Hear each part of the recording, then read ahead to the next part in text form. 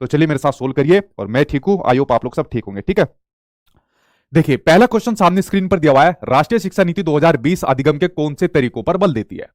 अब पहले तो हमें जानना है राष्ट्रीय शिक्षा नीति 2020 के थोड़े से बेसिक स्ट्रक्चर के बारे में, उसके बाद हम लोग क्वेश्चन के ऊपर बढ़ेंगे। ठीक है, थोड़ा सा इसके स्ट्रक्चर के बारे में जान लेते हैं, देन हमको समझने में आसानी हो जाएगी, क्योंकि बहुत सारे क्वेश्चन तो आपकी यही से देखने को मिल जाते हैं, जो इसका बेसिक स्ट्रक्चर आपको दिया हुआ है। देखिए जब हम बात करें एनईपी 2020 की बात करें, ठीक है, राष्ट्रीय शिक्षा नीति 2020 की बात करें, उससे पहले सबसे पहले जो शिक्षा नीति आई थी 1968 के अंदर आई थी, 86 के अंदर आई थी, फिर आपकी 92 में अमेंडमेंट हुआ था। देन उसके बाद जो सबसे बड़ी जो शिक्षा नीति देखने को मिली वो आपकी 2020 वाली आई, जिसके बारे में आप लोग आज पढ़ रहे हो। सबसे ज्यादा सुझाव इसके अंदर मांगे गए, और सबसे ज्यादा जो टाइम लगा, और सबसे ज्यादा बातें जो इसके अंदर दी हुई है, और सबसे ज्यादा पढ़ना भी इसके अंदर आपको पड़ता है, तो इसके अंदर सबसे ज्यादा बातें आपको कही हुई है। अब बेसिकली इसके अंदर जो आपका एजुकेशन का जो प्रारूप है, न्यू एजुकेशन जो सिस्टम है, इसके अंदर चेंज हो गया।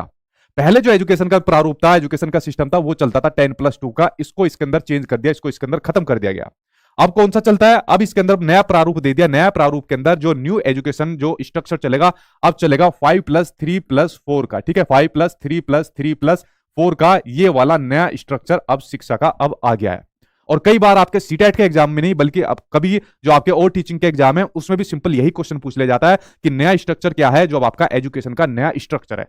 तो आप लोग बता सकते हो कि जो अब नया स्ट्रक्चर है शिक्षा का, वो है अब आपका 5+3+3+4 का।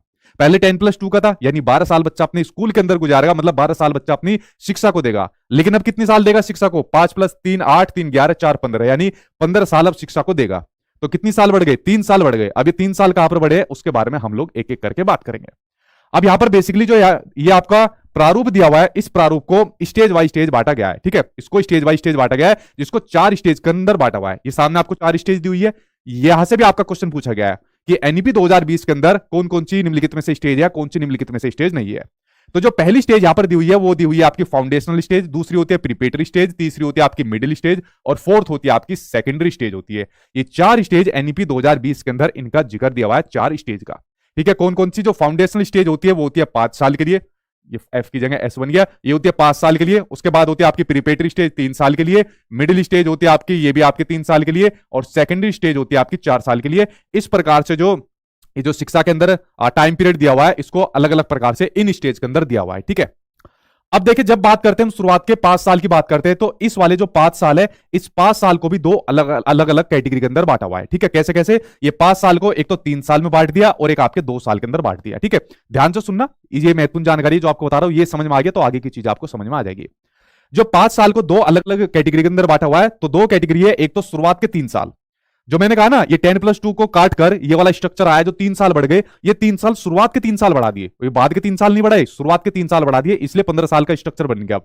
शुरुआत के 3 साल बढ़ा दिए, जिसको आप लोग आंगनवाड़ी के नाम से, प्री स्कूल के नाम से, या बाल वाटिका के नाम से जान सकते हो, जिसमें बच्चा अपने 3 साल से लेकर 6 साल तक का बच्चा अब जाकर एडमिशन लेगा। आप लोग अपने घर के आसपास में देखते हो ना, आंगनवाड़ी खुल गई है, या अब बाल वाटिका के नाम से भी स्कूल खुले जाएंगे। ठीक है, तो ये सब खुले जाएंगे आपके, ये 3 साल के लिए देखने को मिलेंगे, जिसके अंदर अब आपकी रिक्रूटमेंट यानी भर्तियां भी देखने को मिलेगी। इनके लिए अब आपके प्रोफेशनल टीचर्स भी इनके लिए सेलेक्ट किए जाएंगे। तो ये रहेंगे आपके शुरुआत के 3 साल के लिए।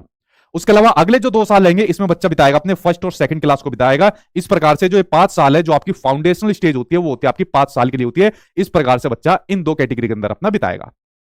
देन अगली स्टेज हो जाती है आपकी प्रीपेटरी स्टेज, इसमें बच्चा 3 साल गुजारेगा, 3rd 4th 5th क्लास, ये आपकी प्रीपेटरी स्टेज होगी। अगली होती है आपकी मिडिल स्टेज, जिसमें बच्चा 3 साल गुजारेगा, 6th 7th 8th, ये आपकी मिडिल हो गई।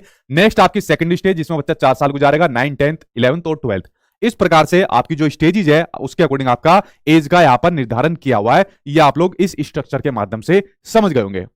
अब आपको एक बात जाननी जरूरी है, इन पर्टिकुलर स्टेज के अंदर, इन पर्टिकुलर टाइम पीरियड के अंदर बहुत सारी चीजें डिटेल में पढ़ने की होती है, बट आपके लिए खुशखबरी है, सीटेट के अंदर इतनी चीज डिटेल में नहीं पूछी जाती, तो आप लोग बच गए।